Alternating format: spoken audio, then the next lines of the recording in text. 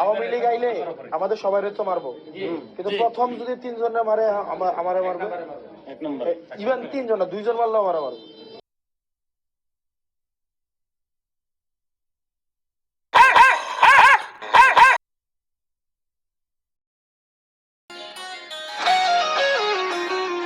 কি যে করি কোথায় যাই পালাবারও উপায় নাই, কাল হয়েছে 36 জুলাই।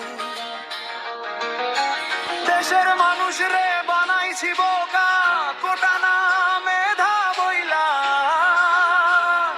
দিছি ধোকা।